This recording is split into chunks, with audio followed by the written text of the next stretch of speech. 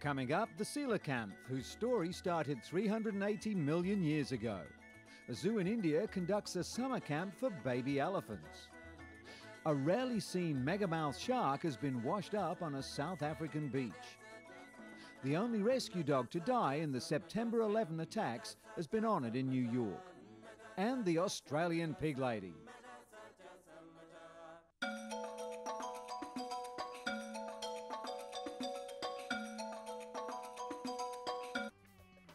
For Chinese researchers hiking in the remote mountains of Shaanxi province, meeting a panda in the wild was a rare opportunity.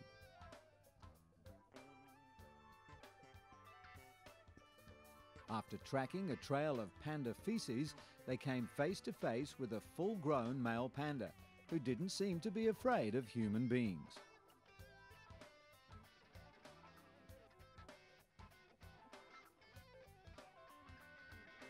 They were able to get within a metre of the animal and offered him a handful of bamboo shoots. The panda, who seemed to be about 14 years old, happily sat near one researcher and chewed this unexpected meal. Pandas living in the wild normally avoid contact with human beings. Researchers say sick pandas may occasionally move close to human settlements to seek some form of help. This particular panda had a chest wound, half hidden by his thick fur. Researchers say an angry female panda may have inflicted this wound during attempts to mate. The researchers prodded at the wound with a stick and jokingly put a military cap on the panda's head, which he then used to scratch himself.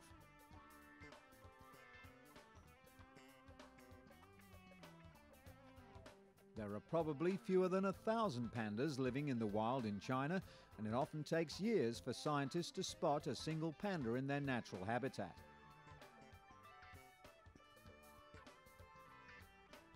For this team of scientists, this was a chance in a lifetime to study a panda in the wild. After this strange encounter, the panda fell happily asleep on a full stomach. Ah, I know the feeling. Minister Dr. Ben Ngumbani launched the South African coelacanth conservation and genome research program at Sodwana Bay on the KwaZulu-Natal north coast, at the site where a coelacanth was discovered in November 2000. This is regarded as a living example of how evolution has managed to bring a species of fish through millions of years. Scientists are amazed at how flexible and adaptable this fish has been, for it to have survived the assaults that killed other similar species.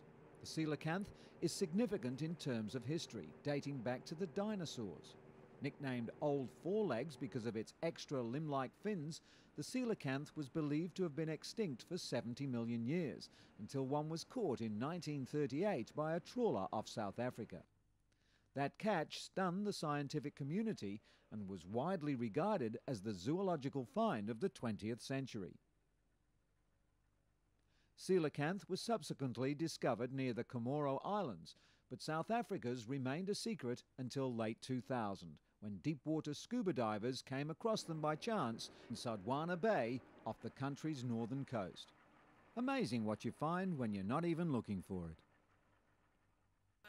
Summer camps for baby elephants? Yes, that's exactly what authorities of Nandankanan Zoo in India's eastern Orissa state are doing. 4 orphaned baby elephants are being trained by a special team brought in from neighbouring Assam state. The elephants are trained so that they perform according to the wishes of the mahout, the elephant driver. Then, when they're older, it's easier to adapt them and utilise them for various jobs. All 4 Asian elephant calves have traumatic pasts and were brought to the zoo after being rescued from different parts of the state.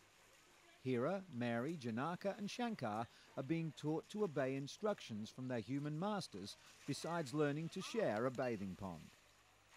The director of the zoo said training was part of a rehabilitation package to prevent the calves from turning into rogues. The elephants, once trained, are to be utilised for patrolling purposes in remote areas in the forests. The prevention of depredation by wild elephants, and for various purposes like departmental welfare, logging, transport and removal of grass. Asian elephants, numbering about 45,000, live in 13 countries in South and Southeast Asia. Nandankanan Zoo also houses a botanical garden, and part of it has been declared a sanctuary.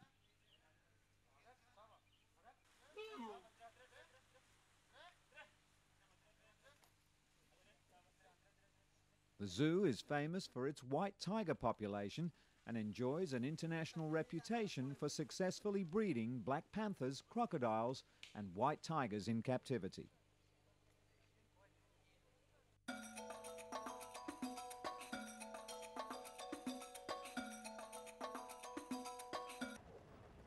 A rarely seen megamouth shark, unknown to science before 1976, has been washed up on a South African beach. The 3.5 metre, 300 kilogram female is the first megamouth to be discovered in southern Africa. It washed up on a beach about 400 kilometres east of Cape Town. It was only the third female to be discovered to date. Only about a dozen specimens, mostly males, have been found since the animal was discovered off Hawaii in 1976. As its name suggests, the shark has a massive mouth, but it's harmless to humans as it's a plankton eater. With blue skies and the skyscrapers of Lower Manhattan as a backdrop, hundreds of police officers and their canine partners gathered to pay their respects to the only rescue dog to die in the World Trade Center disaster. It was a memorial service on a scale befitting any fireman, police officer or other fallen hero from September 11. To the K9 Police Department, Sirius was a hero. The 4-year-old Labrador, with his handler, Officer David Lim, was on sniffer dog duty as normal at the World Trade Center when the planes crashed into the towers on September 11.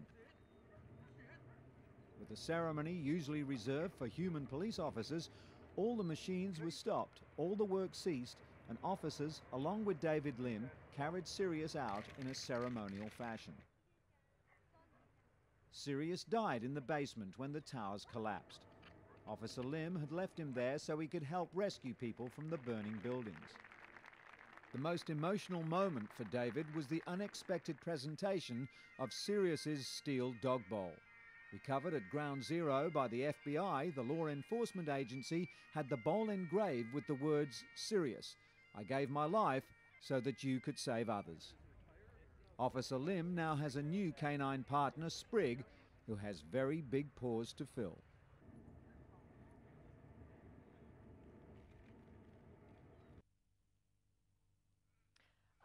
Well, I think they're probably more intelligent than a dog. And Some may say the Park family of Gisborne, Australia are a bit unusual for keeping pet pigs in their home.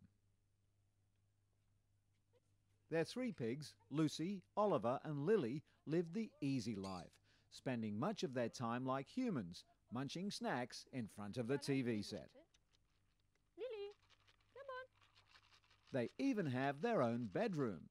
Nearby residents, however, said enough was enough when the smell and noise of the park pigs became too much. Come on. Good girl. Quickly. Come on.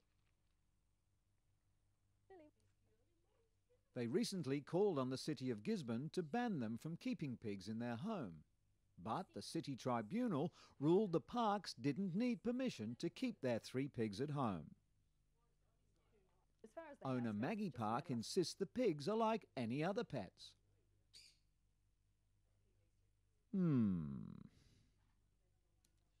Maggie says it's just a matter of common sense. The pigs aren't dirty.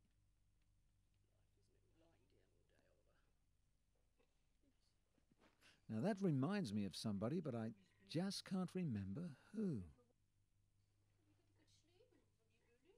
Oh, by the way, this is the pig's bedroom. I'm so strict with pig permit. Sweet, We don't isn't need it? any sort of permit. We do- So it's back to the TV set for Lily, Lucy and Oliver and life in what may just be hog heaven. I wonder what her favourite program is. Maybe not reality TV. Crowds of Mexicans flock to the centre of the small town of Otumba to cheer on a parade of donkeys dressed in costumes during a traditional festival to honour the hard-working animal. The burro, often associated with stubbornness and many times underappreciated as a workhorse, has never really received its due. But for the past 40 years, the people of the small town of Otumba have recognised and paid homage to the animal for its hard work and endurance in the fields with the Festival of the Burro.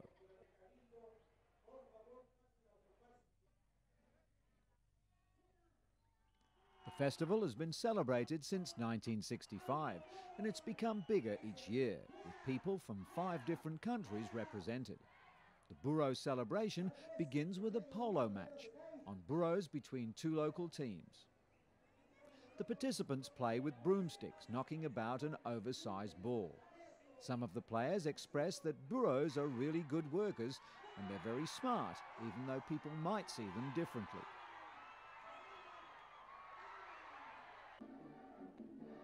After the polo comes traditional dancing.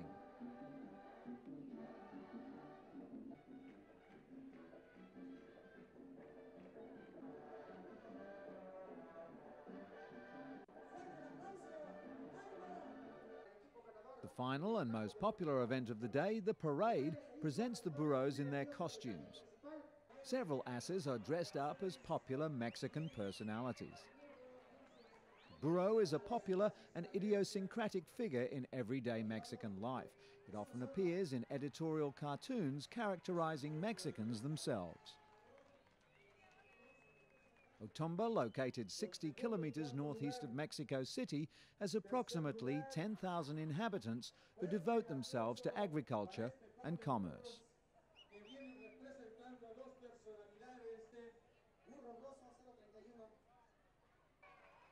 Maybe they should stick to doing just that.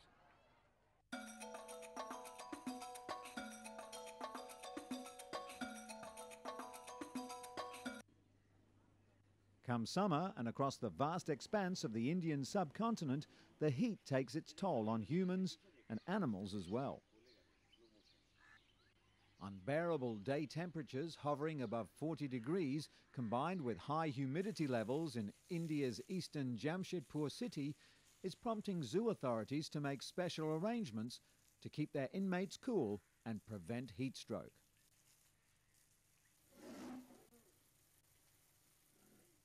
Enclosures are being covered with jute and straw padding, and special care is taken of endangered wild animals. The animals are bathed early in the morning to bring their body temperature down, and their cages are padded with cooling material to give them more relief.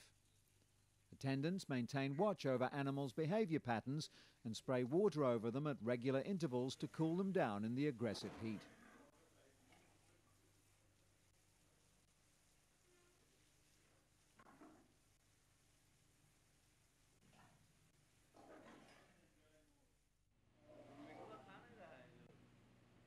High-velocity fans blow cool air inside cages of lions, tigers and leopards.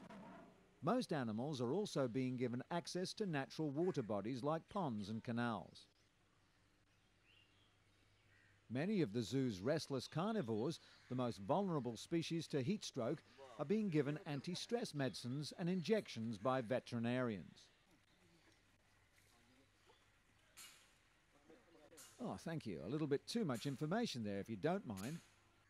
Who's going to cool the humans off? Millions of monarch butterflies have arrived in Mexico, completing their annual migration across thousands of miles. We saw recently how these butterflies had mysteriously perished during their journey, but here, I'm pleased to report, is the successful culmination to their arduous trip. After a 3,000-mile journey across Canada, the United States and half of Mexico, the monarch butterflies have begun to arrive in Mexico, even as the government there cracks down on illegal loggers. Destruction of the monarch's winter habitat has caused international alarm in recent years and spurred Mexican President Vicente Fox to institute measures to reduce illegal logging in the area. It's thought in some circles that the logging in some way is connected to the recent death of millions of the monarchs. At least 50 environmental inspectors and federal police officers patrol the area's roads and forests to prevent illegal chopping down of trees. Local sawmill owners believe the environmental measures are hurting their industry and increase poverty in the area. But some area residents think business owners have a short-sighted view. The government has also provided economic incentives to local landowners to discourage the felling of trees and combat regional poverty. The annual ritual involves the massive migration of millions of monarch butterflies, which leave the freezing Canadian tundra to settle for the winter in balmy refuges in the mountains of central Mexico. In spite of constant scientific efforts, the spectacular migration remains a mystery to scientists, but it's a fascinating spectacle to tourists who visit the reserves so that they can view the creatures at a safe distance. To colder climes now, and elephants at Berlin Zoo could hardly wait for Christmas to be over. They traditionally receive leftover trees, which makes for a welcome change to their diet.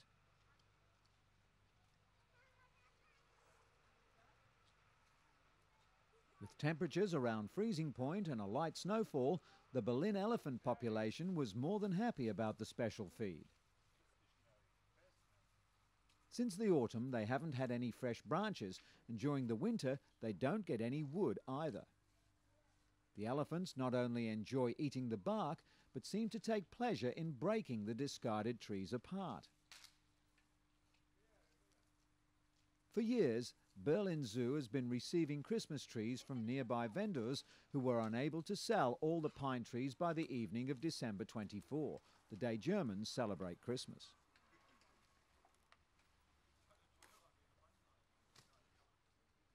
Most Germans decorate their homes with real pine trees and use real candles rather than electric ones.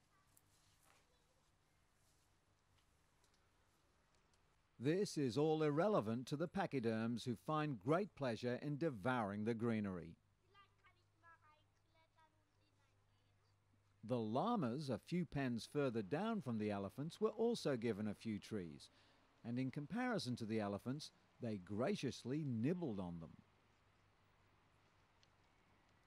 Berlin's elephants and llamas are happy that every year more trees are chopped than are actually sold.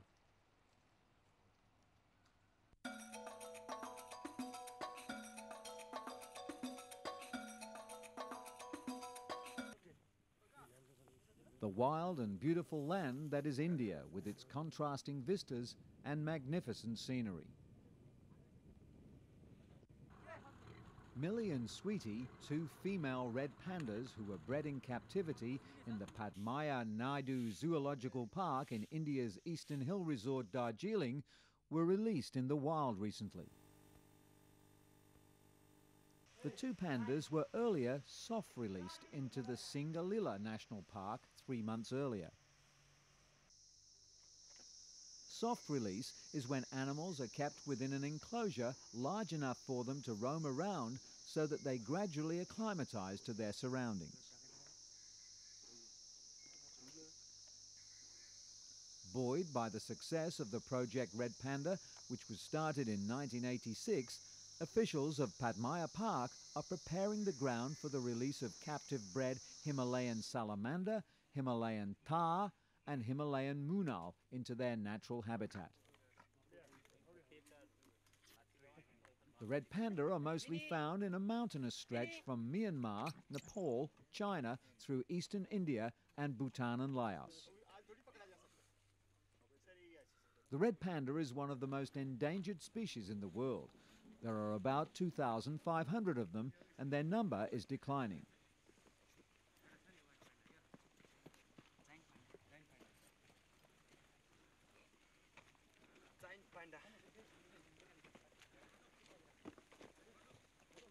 We asked the red pandas how they felt about going back to their natural habitat after being captive for so long. However, there was no comment.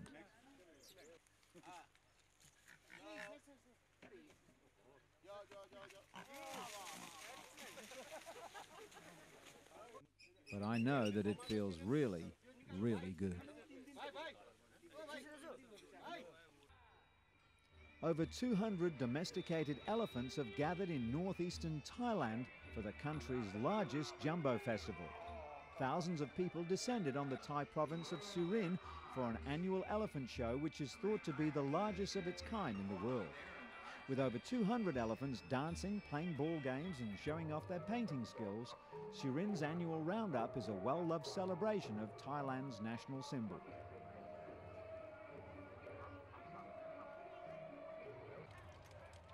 The show's highlight is the reenactment of the 16th century Battle of Nong Sarai, during which King Naraswan of Ayutthaya drove off a Burmese invasion by defeating the enemy in elephant-to-elephant combat.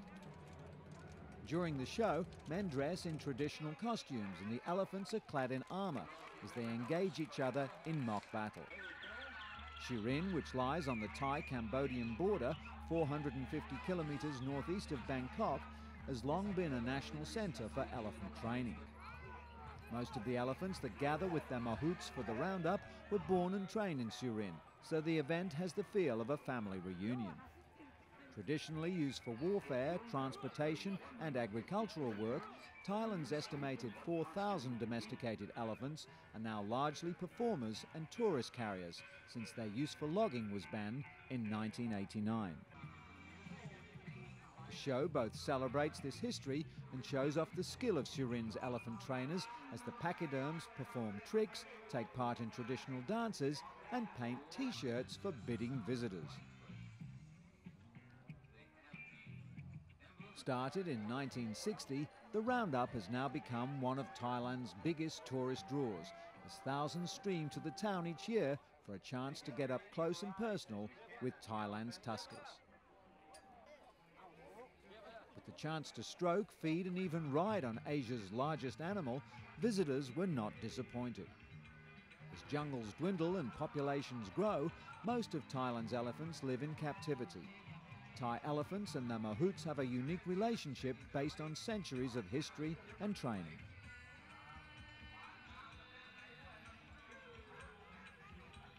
The show also featured a parade of the babies born to Surin's elephants that year, including 10-day-old Anurak. That was another day in the life of Animalia.